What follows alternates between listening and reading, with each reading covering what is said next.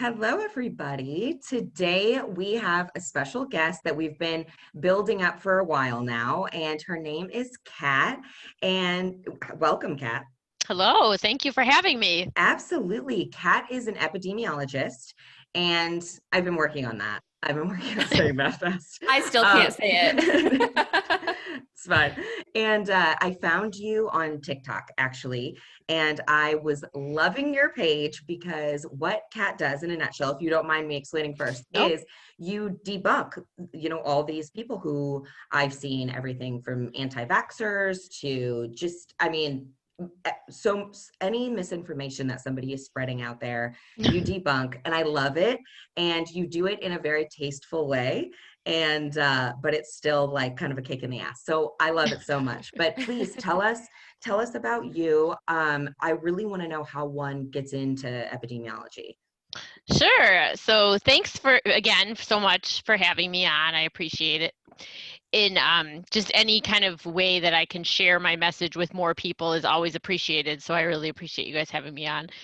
Yeah. So I am a doctor of epidemiology. I work at my affiliation is with University of Illinois at Chicago, and I'm a researcher and an adjunct assistant professor there.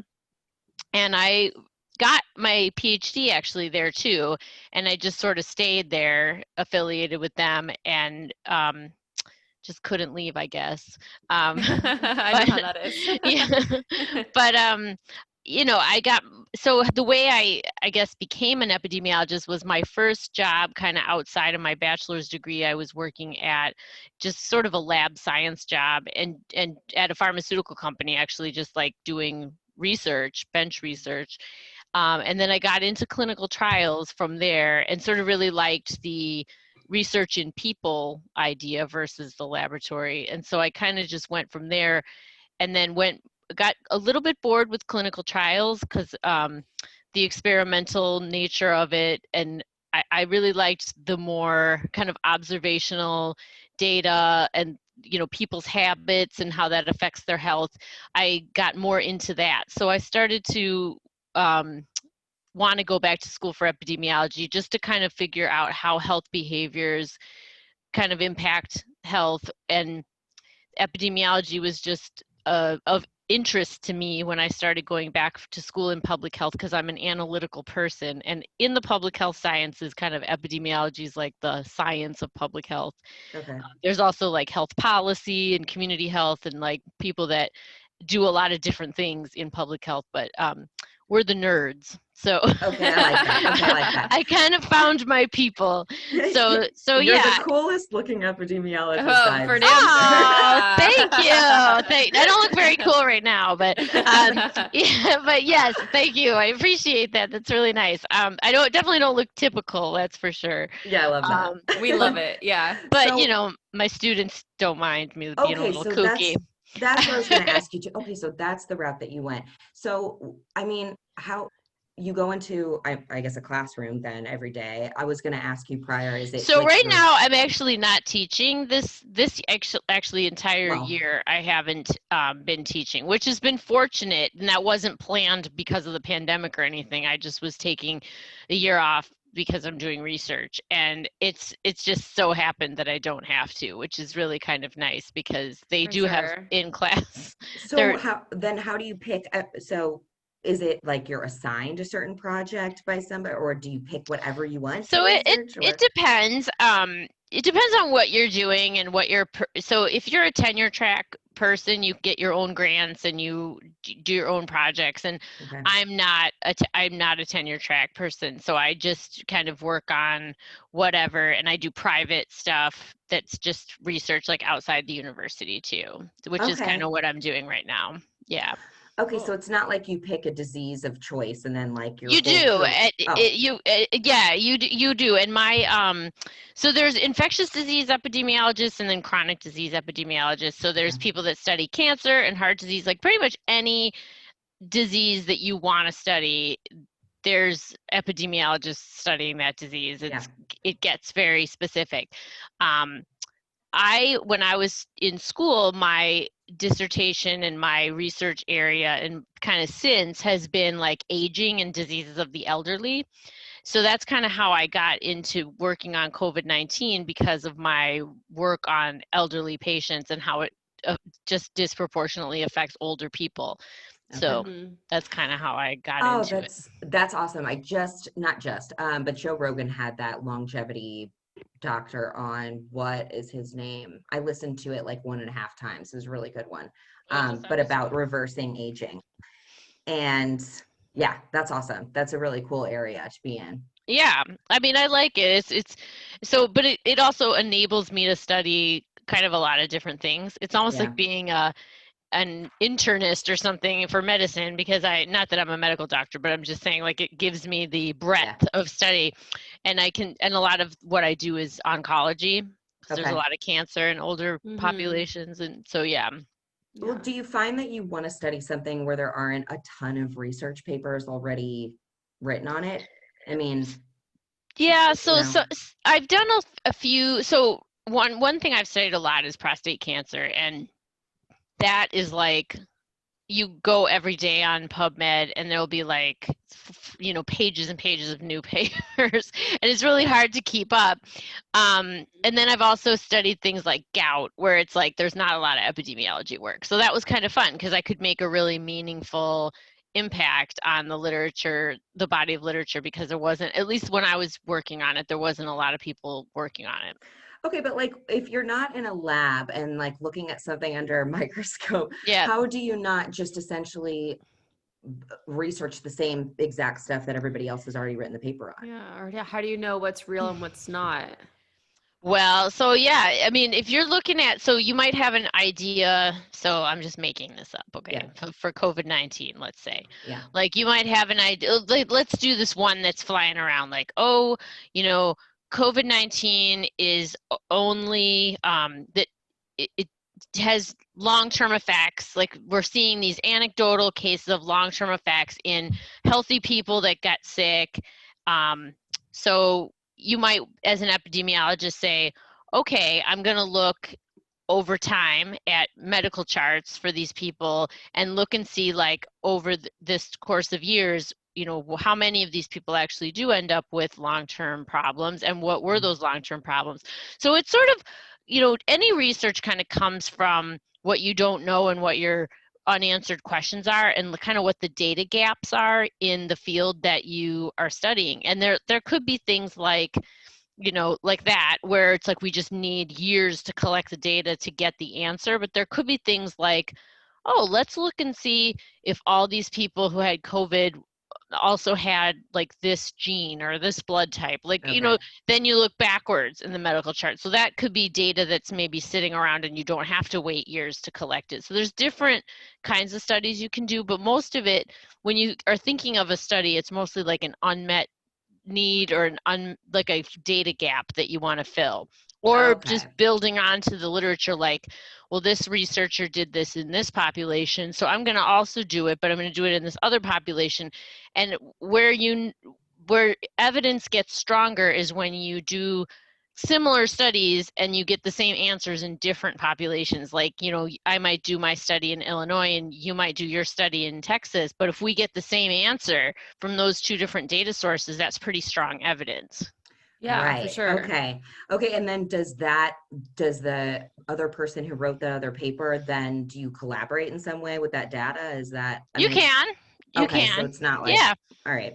you can. That's okay. That's crazy. That's crazy. So, I mean, Yeah. you are sitting at, okay. So you're just, I mean, what does that look like though? If you're not looking, I mean, you're just writing. What are you doing like all day? I don't What's know. my job?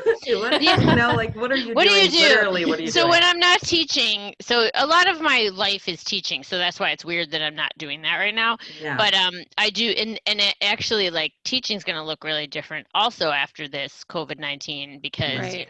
basically all my epi notes are going to have to change for all my classes, because Oh this my is God. just game Yeah. changer, right? Because all my Yeah. epidemic examples are like polio, and Yes, that's what I wanted to get I into. do, I So, do, I do have yes. SARS and stuff, but like, it's just funny because I have so much more relevant examples, which, this is a sidebar, but before this year, nobody even knew what an epidemiologist was. Like I would say, like at a party, like I'm an epidemiologist, and everybody would be like, "Oh, Huh? you're a skin doctor." They thought I was a skin doctor, like epidermis. Yeah. What? Mhm. You know, so like mean, so it was kind of like I was a dermatologist, so I felt Yeah. fancy. But now that everybody knows what an This is way epidemiologist does, cooler. Oh, come on. This is way my cooler. cover has been blown, and my career as a skin doctor is now over. Well, you all But have been coming out of the woodwork on TikTok too, or Instagram. And that's what I wanted to ask you too, is like, what made you want to start TikTok? Did you have it before? yeah, so I did have it before, but I only did like dumb videos of like myself like doing my makeup and roller skating, and like I had like 7 views. Like seriously, I was like, in there. yeah, I was like that person, you know, that makes videos, but like Just never thinking that if you started no talking one about your job, that people I would didn't pay even do attention. hashtags. Like I didn't even know what I was doing. Like I had no idea what was going on, and I was like making bad videos and like whatever. So I think the first one, I just started to get really frustrated because I'd be on social media seeing all the like you mentioned at the beginning of the show, Yeah. just all the misinformation was starting to make me crazy a little Yeah. bit. And so I was like, there's nothing I can do. I'm not on TV. I'm not like, you know, I don't know. So I'm not like a staff writer at like the New You don't York have an Times. outlet to Like get, I yeah. was like, I need to do something because I Yeah. felt like I could be of service to everybody if I kind of started to just take one thing at a time and just correct it. And when I started doing it was July. And the first one I did, I think, was like the death certificate explanation. And that was like the Uh-huh. first time in my Yep. entire life I ever posted anything that was like sort of viral. And I Yeah. was like, whoa, people are really this interested about how death certificates are filled out. It's Yeah. like just Yeah. all the things that you never would have thought would be interesting if you had told me in 2019 that I would have TikTok videos teaching people about how to fill out death certificates and how, and like and how deaths are coded in databases Oh my and gosh, for So real. funny. like I would have thought you were insane. Yeah, Like you're Yes. pretty crazy. there's That no is so funny. yeah, so I was like, so that was the first, so I just did that one because I kept seeing the whole Death Star miscoded business online, and I was like, Yeah. they're not miscoded. Here's how I'm going to walk you through an example of how it does, you know, how you can tell, because nobody, like, even if you die of cancer, they're not on line one, it's not going to say cancer, it's going to Yeah. say something else, right? So it's Yeah. like what actually ended up being the cause of death. Yes, I've seen that Cancer's one a like the lot. underlying cause. So I was trying to explain that, and that went like people went nuts for that. And so I thought, okay, well, if people really don't understand this stuff, then I could probably do some other stuff that and so at the beginning I thought I was going to have this really cool like methods kind of thing where I was like just talking about epidemiology methods and all this stuff, kind of like what I do in class.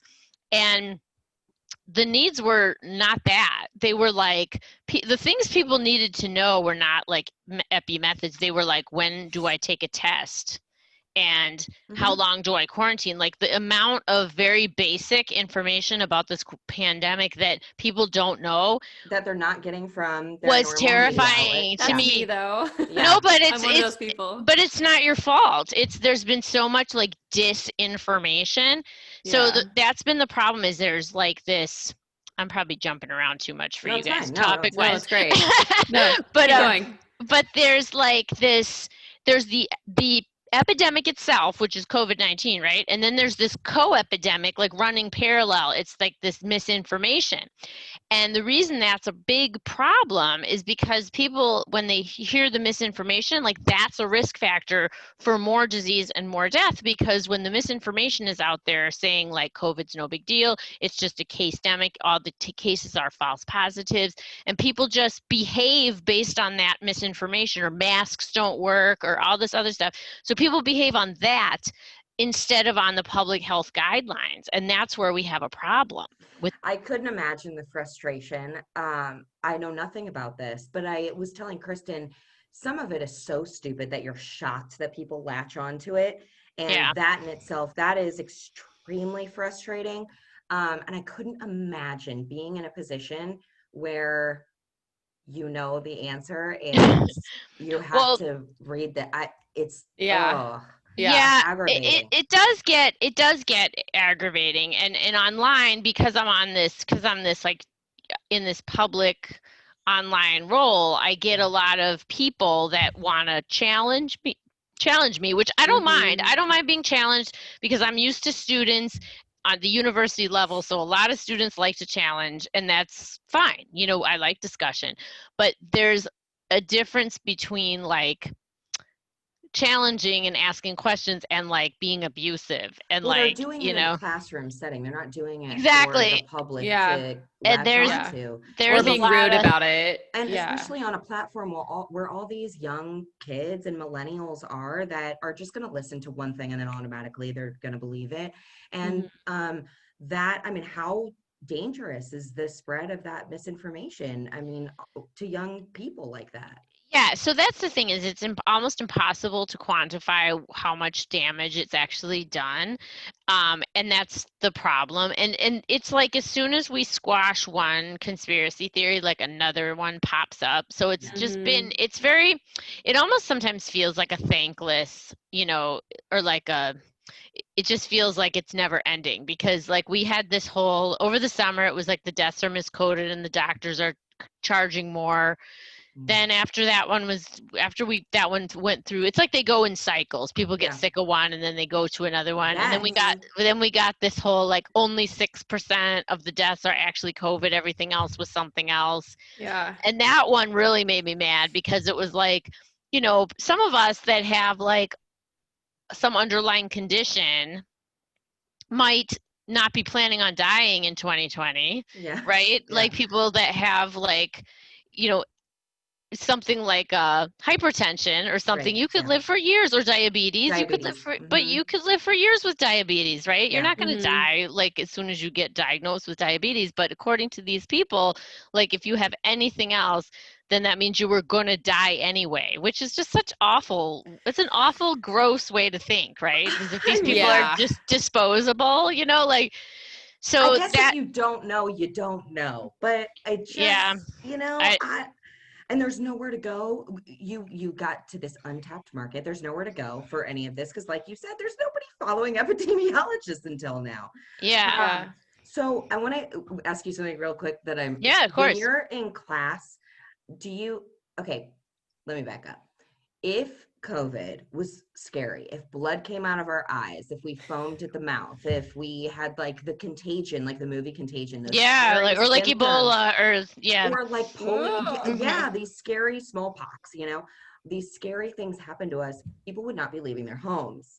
And That's a good point. I never really thought about it, but you're right. I mean, I It's would easy to not pretend it's step nothing when you can't see. because either the people are Yeah. asymptomatic, which seems to be, you know, kind of a lot of people could be, Yes. or the symptoms are like, okay, I got a headache, I have a headache, and I'm tired, and you know, I'm kind of weak. But I mean, if you saw anybody foaming at the No, it's mouth, for real. Yeah. Yeah. It's easy to pretend that it doesn't exist or that it's overblown when you can't see it with your eyes. That's actually true. yes. Mhm. So a movie like that, okay? I mean, have you seen that movie, The Contagion? Yes. Okay. I know there's some others, but I can't think of any right now. But is Mhm. that are you able to watch movies like that and I be don't like, watch them. Yeah, I don't watch that like at least anymore. I saw that one right when it came out, okay. but I can't. And there was something else on Netflix recently too. Yes, Somebody was, I I can't didn't. remember what it was, but I Oh, didn't watch it. Like some No people way. kept sending it. You know, when something like that happens, or if there's like a news story, I get tagged in it like I 40, was gonna. 4,600 times. Is And this so real? like, Like, could this really happen? I want to know if it's, you know, as close as it possibly Yeah. could be. So, exactly. yeah, So that's yeah, sad. I just don't. I have to. In fact, I really haven't watched that much, except for, like, I feel like this COVID stuff, and that's another reason I'm really glad I'm not teaching, is I feel like this COVID, like, almost medical communications role that I've kind of taken on has taken up a lot of my time, and I don't mind it. I actually like it because I like Mhm. to feel like I'm doing something to help, but I have to spend a lot of time reading articles. Like every TikTok I make, I have to read like all those articles, and I have to like prepare it, put it in my link tree, like make sure, because the last thing I want is to have people think I'm spreading misinformation or I'm not. So make sure that everything I say, I've like double checked and everything's right from the You cite article. everything that, Right. And I have everything in the link tree. So it's Yeah. like, because the last thing I want is for somebody to like catch me doing like one number wrong and think I'm distorting facts, or Yeah. you know what I mean? Because No, I'm you have the longest link tree that I've ever. I did click that, and I did. Like, she cites everything that she it's posts. like That's good. close it.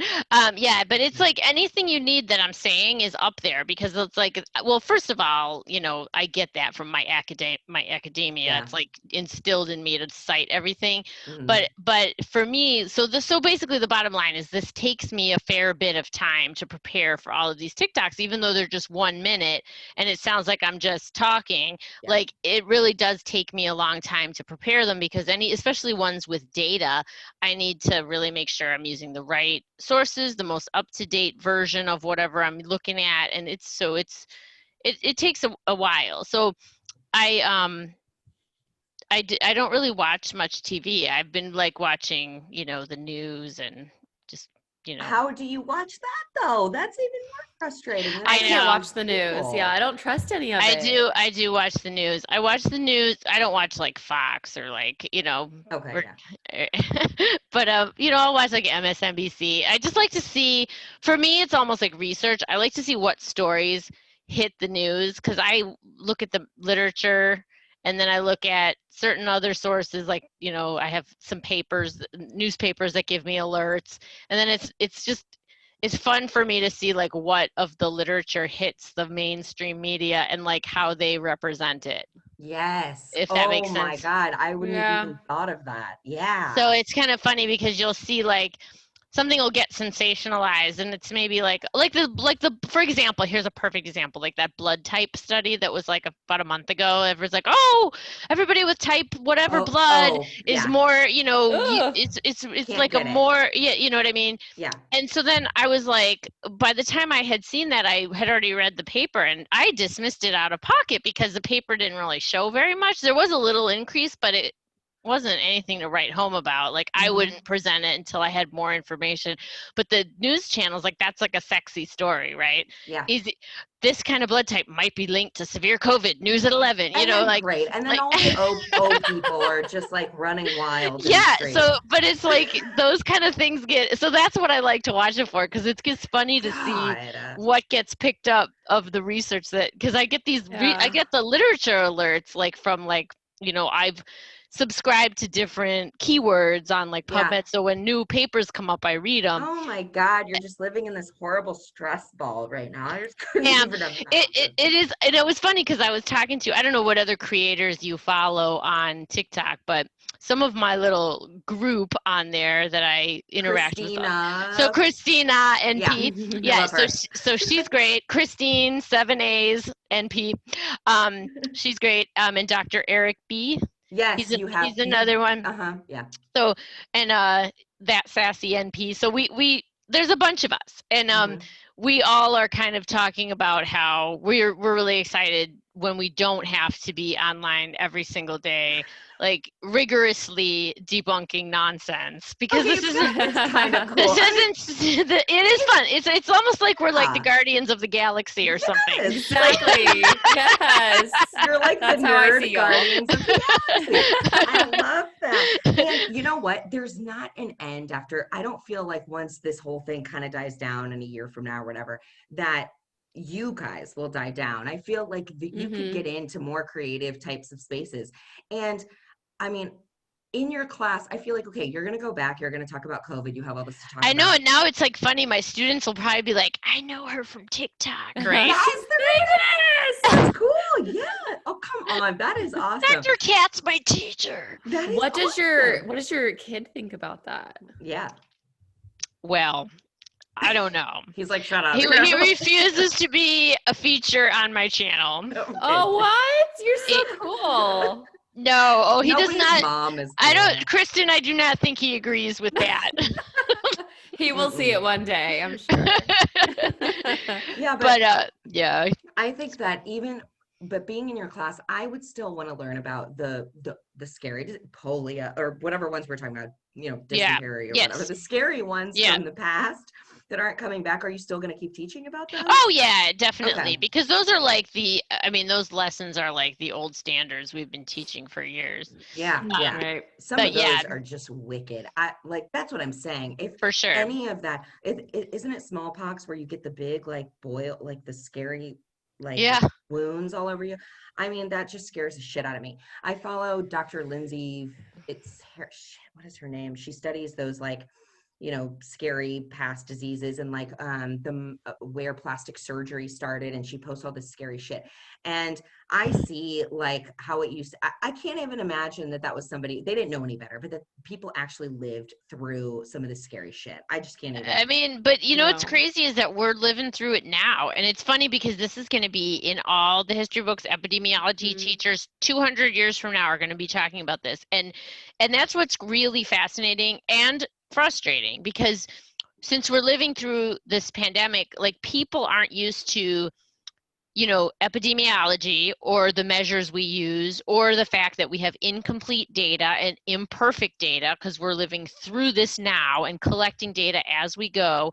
And I Yeah. think people get very frustrated when the data is not perfect. They think something's shady because it's not like completely, we don't have like complete ascertainment, and things keep changing and Mhm. guidances change. Like in March, when people were saying, oh, maybe you don't need to wear a mask, and now we're saying we do need to wear a mask, and every anti-masker in the world latches on to that. But you said back in, you know, in March that we didn't have to wear masks. And Didn't Fauci, whatever, didn't he say that because yes, he needed to protect the reserve of the masks at the so time? there was, yes, so there was no, like, this was before people were like making cloth masks in their homes, like Yeah. with sewing machines. Yeah. This was when we only had those blue Yeah. surgical masks, Right. right? And so people were like hoarding those like the toilet paper, and people were, and so you know, the healthcare workers didn't have them because we didn't have enough PPE at the beginning of this pandemic. Right, but do you think that maybe like he lost some credibility by saying that So in the beginning? another thing, so I mean, among the anti-maskers, definitely, and the other part of that was that we didn't realize back in March the extent of the asymptomatic spread associated with COVID-19, because we don't really have that with the flu. It's the symptomatic people that are spreading the virus. There's not this like very long period either there's pre-symptomatic COVID, and then there's just completely asymptomatic COVID. And that's something that we didn't know about. Okay. And so the idea of wearing a mask became more important when we realized there was so many people walking around not feeling sick that could spread this virus. That's not like the flu. Like when you're sick, you should just stay home, right? Yeah. Right. So Yeah. you don't need a mask really at home, because if you're feeling sick and you have symptoms, you really should stay home. But with COVID-19, we realized, we didn't know at the beginning that there was this huge percentage that doesn't have that. Yeah. So that's where the mask became more important as this evolved. Okay. Yeah.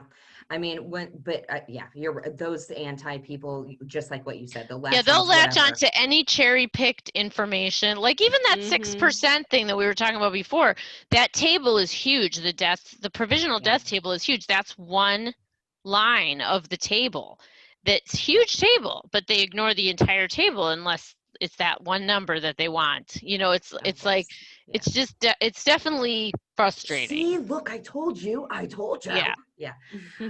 Okay, let's talk about the difference in these vaccines. Sure. And you know, who will get them first? What's the batting order? I know this is changing every Yep. day, it seems, but So right now, the two vaccines that have been kind of handed to the FDA to review are the Moderna and the Pfizer mRNA vaccines. So these are a new technology. It's messenger RNA. I won't go too much into the science. I've got TikToks on it if you guys are yeah. interested. For sure. But yes, so these two, so the Pfizer vaccine has been approved for emergency use in the UK. So that is Northern Ireland, Scotland, England, and Wales can use it as of last Friday, I believe. Oh. So they're already cleared to use it.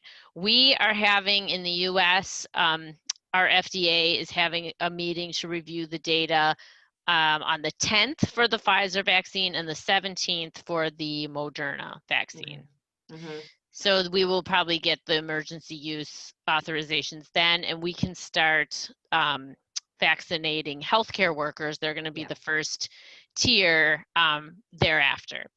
Okay. And then so healthcare workers on the front line. So we have so the CDC has a advisory committee called ACIP, which is like a committee that it's like the Committee on Immunization Practices, and they give advice to the CDC on like who should get it, and usually it's like who's at risk. Like, so basically if there's a vaccine that they're rolling out, like right now, they look and see who's at highest risk. And right now they decided that the healthcare workers are at the highest risk. So the healthcare workers on the front lines will get it first.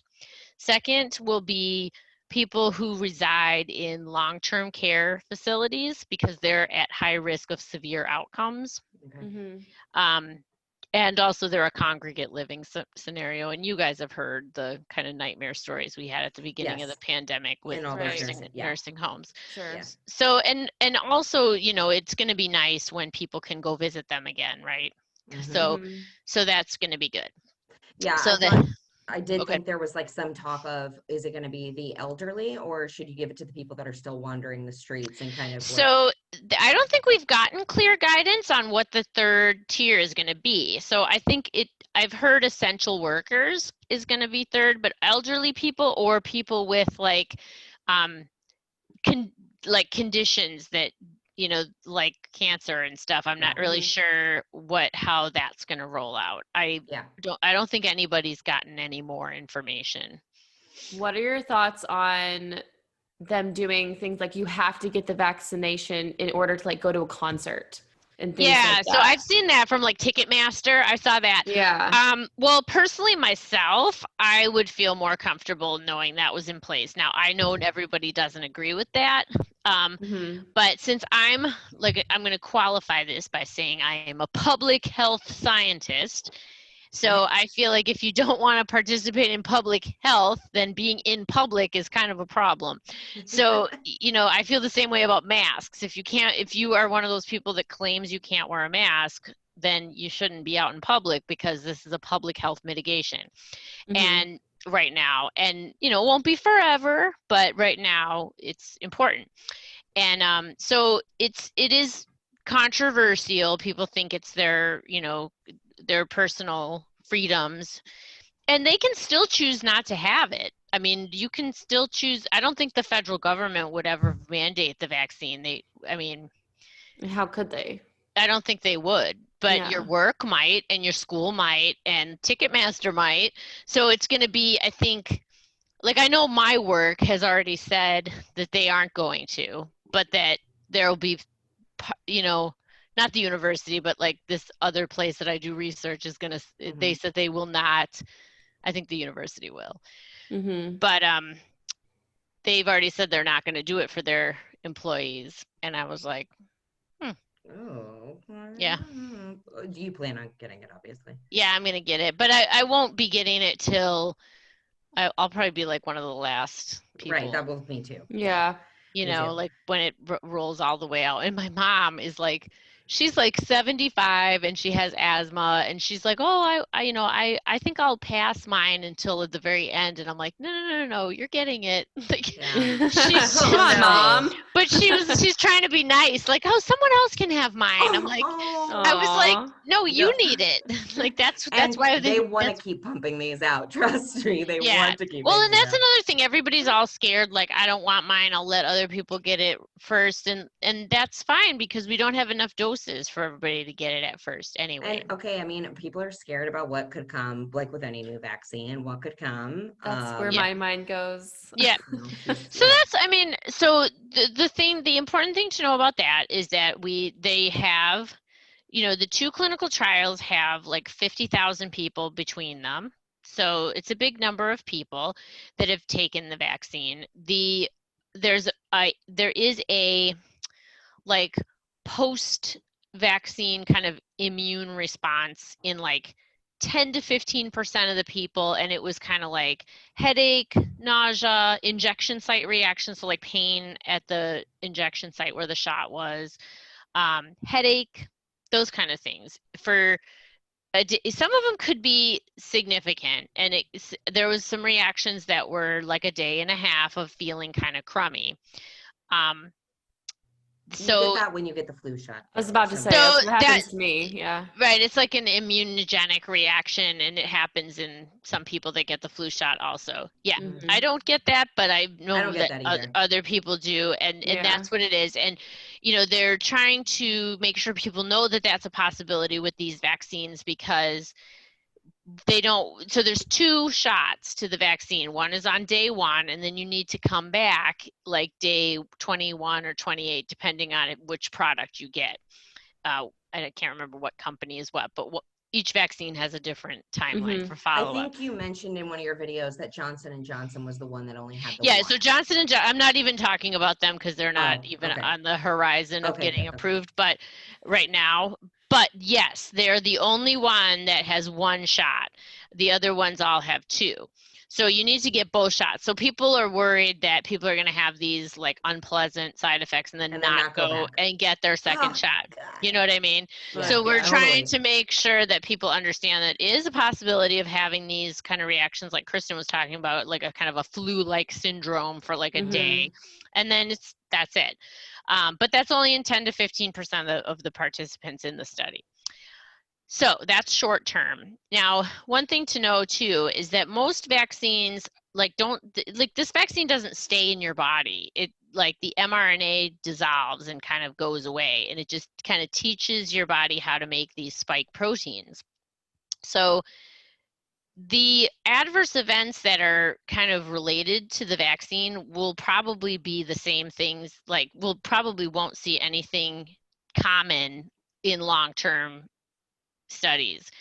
That being said, they are following these people up for 2 years to kind of ascertain long-term events and long-term immunity so that we know when we need to get another like booster. Yeah. Don't you think it's strange that the media doesn't go into anything that like eating healthy, going to the gym, like these, getting your vitamin D. Don't you Right. think it's strange that they're not giving people any sort of indication to go do these natural things that they could be doing to? Yeah. That's a good point. So, immune health is really important. The problem with so there's two different like ways to look at it. So there's prevention of the disease, the infection, Which and is then not there's leaving your house. prevention of bad outcomes. Yeah. So that's 2 different things. So prevention of the disease itself is like wearing masks and like, social distancing, just preventing the infection from taking place. The vitamin D and being healthy and having a healthy body and all of that stuff, like the virus doesn't care what your vitamin D levels are. Right. You know what I mean? Like but your point is good. I'm just trying to say like it's a different part of the like epi model. So once you've already been infected and how your immune system reacts and how your body takes care of itself, that's where that kind of stuff comes in, like how healthy you are. Yeah. Okay. But anybody can get COVID, right? We've seen Yes. that. Right. Yes, and we've seen No really matter healthy how people healthy get you COVID. are, it's an Yes, equal opportunity totally. infector. Yeah. Yeah. I choose you and you and you. Yeah. Yeah. Yep. I've seen you call out to some of our president's tweets, our current Yeah. president. Okay. Even more so, I asked you how dangerous it was for some of these just like normal influencers to be spreading misinformation, but Yep. our president is doing so. Yes. And Trump got COVID. First, why do you think it was that he seemingly recovered in like 4 days? I do think that the monoclonal antibody that he got in Walter Reed Hospital probably saved him. Is that just something that's Honestly, not available to everybody at the time it was an experimental product. I believe now it's more available to everybody. Okay. So if I were to get COVID and like say I ended up in the hospital, that's what they would give me? I don't know, actually. Maybe depending on your insurance, maybe or maybe not. Right. I mean, Oh, great. I had I to have imagine terrible he got, insurance. I mean, I had to think that he probably got something that I thought maybe he got, I think he got like a steroid, and I heard that it could give him some sort of manic boost. But of course, it's for the media too. So he's gonna go skipping around and be like, no big deal, I'm Right. fine, you know? So it's like, Yeah. whatever. Yeah. I mean, so yeah, I mean, I think that he got experimental therapies and a lot of things that weren't available to just anybody on the CARES Act, like that's going to get hospitalized for COVID, right? I mean, Yeah. so that was, but I don't know. This is all me Right. guessing We're just because right. we Yeah. don't know anything about what Mhm. because they were very hush hush about his hospitalization, so I don't know anything aside from what was released in the media, but I Yeah. do believe that he actually talked about getting the Regeneron product, I He think. did. Yes. Okay, so I'm not conjecturing. No. Okay. Yeah. He See, I'm did. so paranoid about spreading No, I know. No, I misinformation. know. I get it. Even I get when it. I'm not, I think I am. I know. I That's a know. good quality to have. I Like, mean, It is. but It's yeah, better safe than but sorry. yeah, yeah. I think he actually came out and said he did. But yeah, so that's, there's been a lot of, over since March, there's been a lot of strides in severe COVID and treating it. And, because it isn't necessarily the same kind of death sentence as it was. They've learned a lot about how to position patients in the hospital beds so that they're not laying on their back. That's one thing that's changed, so it's not so much pressure on the lungs. Then there's all these new therapies, and they've learned that steroids are very helpful in these patients. So there has been a lot of advances even just since March. It's not just like rushing to incubate somebody, because I was hearing that if you just rush to incubate, then your body just thinks it can stop, your lungs can stop working themselves, and then that ends up becoming Oh my more dangerous gosh. than it Yeah, was I to know. begin with, right? I don't So know. I'm not a clinician, so Yeah. I'm just, this is my guess is just that once they started using the steroids more, that was less, They that were like, was, fine, this works. yeah, yeah. Okay. Yeah. Oh my God, this is so crazy. That's I so know. scary. It What is do you scary. what do you say to the people who are like, how did they come out with this mRNA vaccine so quickly when Yeah. everything else takes forever? So we posted, so Christina and I did a collaboration on this one because it really wasn't, it seems like it was rushed, but it really wasn't rushed because the mRNA vaccine technology has been around for years. They were developing this vaccine for SARS, but it was never needed because SARS kind of got under control on its own before it so SARS was a different disease. The SARS-CoV-1, so what we can colloquially, I can't say that word, I don't know. refer to as SARS, Right. right? Colloquially, You know. refer to it as SARS, is a different, it's like SARS-CoV-1 was a kind of not a very efficient virus because it had a very high mortality rate, and so it kind of died. The people got very severely ill very quickly and died, so it didn't have a lot of opportunity to spread in the community the way this one does. So that vaccine was never really used because the disease sort of took care of itself a little bit. It just was kind of a self-limiting epidemic. Mm-hmm. Whereas this one doesn't seem like it would be that way. So that technology was already underway for SARS, the first SARS. Then so the mRNA technology it's been being used for years. Like if you look in clinicaltrials.gov, which is our national database of clinical trials, where every trial that's reviewed by the FDA has to be logged into this database. If you look in there under mRNA, you can find studies back to like 2000 where people were trying to use it for lymphoma and other cancers, and so it's been around, and there's been studies of people. So when people say there's no long-term data on people that have had mRNA, that's not true because we see that in the database that people were using it back a I long wonder time. if there's been an uptick of like the normal public going to that website and reading. I was mean, just thinking, Alyssa, you're going to be living on that website now. Yeah, go on. You can search by all kinds of things. You can limit the years. Oh I mean, my gosh. so is you can. this, you know, it was so cool. Is this where you got that one TikTok where you talked about the last 70 years of No, research? that is not where I Oh, got I that. But loved that yeah, that one. was a good. Oh no, that was in your email. Yeah, that was a I good love one. that one. So yeah, tell them what you did. You did just you tell. So I didn't actually even do that. That was just somebody else's. It's like, what do you call those? A swimmer chart Oh, where okay, it's yeah. like all the data. So I Yeah. just found it online That and was I just, cool. yeah, That it's in was my link really, tree. that was interesting. And like I did write to you, it was really strange how in the 70s there's this huge like mental health research Yes. trend. And then Yeah. it like drops off. Yes. Why? Why So is that? when you were asking me that question, I kind of thought about it for a while because I didn't have an answer like at the ready when I first saw your Mm-hmm. question. Mm-hmm. But what I think it was is, research kind of ebbs and flows based on grant money and what's kind of the, and that kind of goes in and out of vogue too. Like you might have noticed that in like the late 80s, early 90s, there was a lot of like AIDS research, tons of it. It's just like crazy a lot. And now there is still a lot on HIV, but it's not like number one anymore because we sort of know more things about it. And, now if There's that, treatment. Yeah. yeah, exactly. Yeah. And so I think as sort of the grant money gets allocated differently, then research kind of gets prioritized differently. Mm-hmm. That's okay. That's interesting. Kristen, you should go look at that one. It's really cool.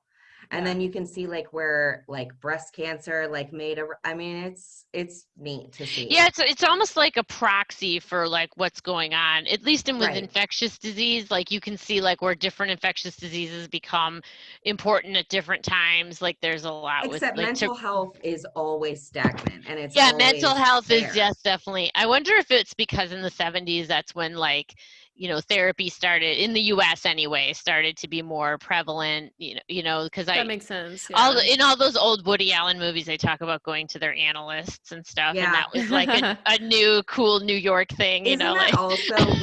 Isn't that also when like the treatments with acids like LSD started? So maybe there was That that does sound couple, familiar. there was the Yeah. couple that started all the research with LSD and how it, helped with all these different things. But anyway, yeah, that's so fun. That's cool. I mean, that's Yeah, it really was cool. pretty cool. And yeah, Yeah. all that evidence over time. It's kind of cool.